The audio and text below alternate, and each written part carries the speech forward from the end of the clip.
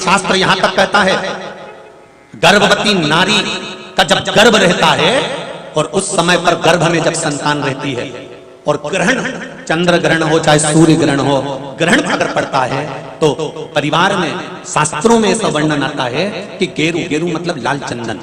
कौन सा चंदन? जम के बोलो जरा। लाल चंदन। ये गेरू तो बाद में आप लोगों ने उधर पे लगाना चालू करा, पर नियम ये है कि गर्भ में अगर बच्चा रहता है तो ग्रहण पड़ता है, चंद्र ग्रहण पड़े, सूर्य ग्रहण पड़े, तो जो नारी का गर्भ रहता है, भले वो 3 महीने का हो, 2 महीने का हो, 1 महीने का हो, 8 महीने का हो, 9 महीने का हो, 10 महीने का, नारी का अगर गर्भ है तो बुजुर्ग लोग भी कहते हैं, उनको ये भले नहीं मालूम होगा कि क्यों गेरू लगाते। गेरू नहीं, लाल चंदन की 3 रेखा नारी को अपने पेट पर खींच लेना चाहिए। क्या होता है तो कहा बच्चा विपरीत पैदा नहीं होता, बच्चा स्वतंत्र स्वस्थ अच्छा पैदा होता है, सुखी पैदा। आप में से कितनी माताएं जो जानती हैं इस बात को? हाथ उठाओ जरा। जानती हैं सब कि जब गर्भ में बच्चा रहता है तो माताएं कह देती, सास कहती थी बेटा थोड़ा गेरू लगा लेना, पेट में थोड़ा सा गेरू लगा ले, थोड़ी सी मिट्टी लगा ले, थोड़ा सा कुछ पेट पर लगा ले, क्योंकि ग्रहण पड़ रहा है। क्यों? अगर ग्रहण पड़ी हुई संतान जन्म लेगी तो ये अपने ही धर्म का विरोध करेगी, सत्य का विरोध करेगी, गलत मार्ग पर चलेगी।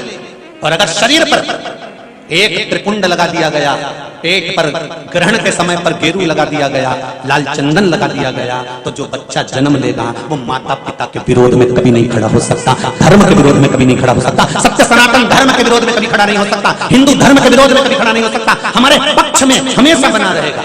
सनातन धर्म का कुल में पैदा होकर, सनातनी होकर, हिंदू धर्म में पैदा होकर भी अगर कोई हिंदू धर्म का विरोध करता है तो समझ लेना कि यह ग्रहण की औलाद पैदा हुआ है, ये साधारण नहीं है, ग्रहण से पैदा हुआ है। इसलिए सनातनियों का भी विरोध करने के लिए खड़ा। और आप सबसे निवेदन है, जब ग्रहण पड़े गर्भ पर, भले गेरू की 3 लाइन खींच लो, चाहे लाल चंदन की 3 लाइन खींच लो, पर अपने गर्भ पर गेरू लगाना जरूरी होता है, क्योंकि बच्चा अपने माता पिता की भी नहीं सुनता अगर ग्रहण का भाव उस बच्चे पर पड़ जाए। अगर माता पिता को अपनी सेवा करवाना है तो गर्भस्थ बालक को जब ग्रहण पड़े तो शरीर पर थोड़ा सा त्रिपुंड लगा लेना चाहिए। क्यों? क्योंकि बुजुर्ग माँ बाप की जिंदगी खराब नहीं हो। कई बेटे ऐसे होते हैं माता पिता को नहीं गिनते, कई बेटे ऐसे होते हैं माँ बाप को 2 रोटी नहीं देते, वृद्धाश्रम में छोड़ आते हैं। समझ लो कि ये ग्रहण के पैदा बुजुर्ग माताएं बहुत पहले से कहती आई हैं, शायद यहाँ पे भी जितनी बुजुर्ग माताएं बैठी होंगी वो जानती होंगी।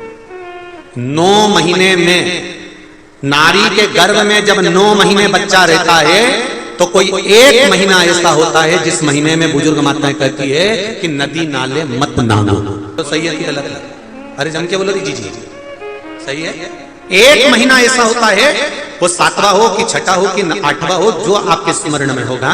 कई माताएं कहती हैं और बुजुर्ग माताएं कहती हैं, तो बहुओं को लगता है ऐसा कोई होता है, ये तो ढोंग प्रपंच है, ये तो ढकोसला होगा, ये तो ढोंग होगा।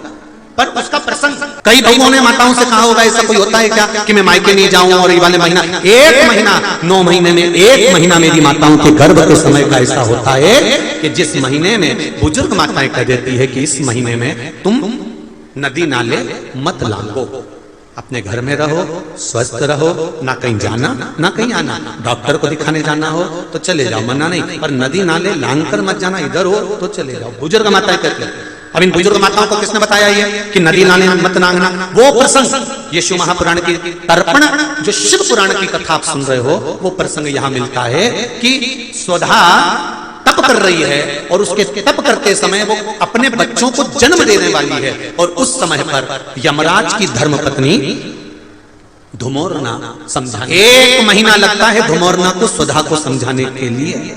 इसलिए हमारे यहाँ पर बुजुर्ग माता कहती है कि इस महीने में तो नदी नाले मत नांगना, क्योंकि यम की पत्नी आई है। जब गर्भस्थ बच्चा रहता है, जब गर्भ में संतान रहती है, गर्भ में जब औलाद रहती है, गर्भ में जब संतान रहती है, तो नारी के 9 महीने में से 1 महीना ऐसा निकलता है, बच्चा पूरी तरह से स्वस्थ होगा, धड़कन भी होगी, सब कुछ होगा, तुम भी अच्छे रहोगे, पर 9 महीने में 1 महीना कष्ट का तो जाता ही है, ये निश्चित है। क्यों? क्योंकि उस समय पर स्वधा के पास में धुमोरना यमराज की पत्नी आकर बैठी थी। जिस समय पर स्वधा अपने बच्चों को प्रकट कर रही थी, तब उस समय पर धुमोरना आकर विराजमान हो गई, यमराज की पत्नी। अब नई बहुएं तो इस बात पर विश्वास नहीं करती हैं, पर मुझे आश्चर्य इस बात का होता है कि बुजुर्ग माताएं कितनी विद्वान होगी पुराने समय की कि उनको शिव महापुराण की ये संवाद घुमोरना था यमराज की पत्नी का किसने सुना होगा। और ये बुजुर्ग माताओं को भी मालूम इनकी सास ने और उनकी भी सास ने और उनकी भी सास ने, मतलब सनातन हिंदू धर्म कितना पुराना सनातन धर्म है, जरा विचार करिए कि ये आज तक चले आया। अब उसको लोग ढोंग के ले, ढकोसला के ले, चाहे कुछ के ले। अब ये तो अब यहाँ बैठकर आप लोगों को कुछ शिव पुराण के, कुछ स्कंद पुराण के, कुछ पद्म पुराण के, कुछ अग्नि पुराण के, कुछ नर्मदा पुराण के कुछ उपाय यहाँ से बता दिए जाते हैं। अब उसमें लोग हमें टोटका वाला महाराज कहें चाहे जो महाराज के, उनकी मर्जी। आग लगे बस्ती में सियोर वाला रहे मस्ती, अपने को क्या करना उसमें, तो जो बोले बोलता रहे। शिव महापुराण की कथा कहती है जन्म के बच्चा जब जन्म लेता है, जन्म के 1 महीने पहले अगर 1 लोटा जल शमी पत्र समर्पित कर कर शिव जी पर चढ़ा दिया जाता है तो नारी के गर्भ से जो बच्चा होता है वो कभी विकलांग नहीं हो सकता, मंदबुद्धि नहीं हो सकता, विवेकवान।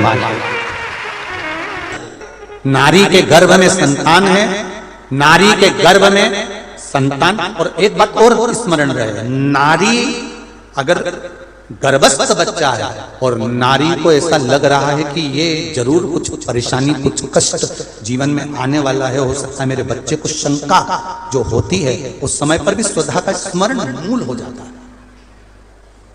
स्वधा का स्मरण। हम तो कहेंगे